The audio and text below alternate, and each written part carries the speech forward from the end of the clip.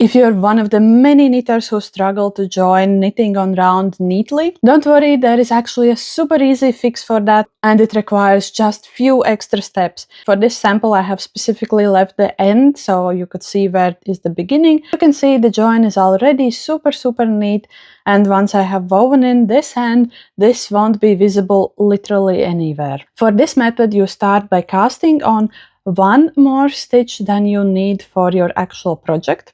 Slip off the first stitch and then you can start knitting as normally as you need in the pattern or whatever.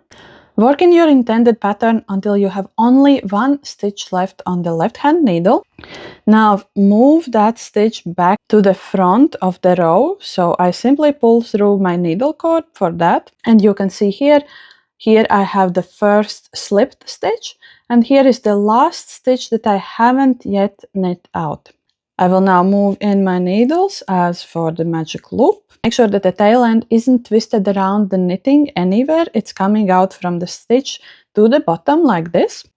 Now take that end and pull it through the last stitch that we haven't yet knit and leave it here. And then you want to knit together the first and the last stitch, and this is now the first stitch of your round, and you can keep working as you need per pattern. When you go to weave in the end, make sure to pull on it tightly so there is no gap between the stitches, and of course you can either weave in the ends after you have finished your project, or you can weave them in as you knit. That's entirely your personal preference or depends on what you're knitting. And after you have woven in this end, the join will be truly invisible.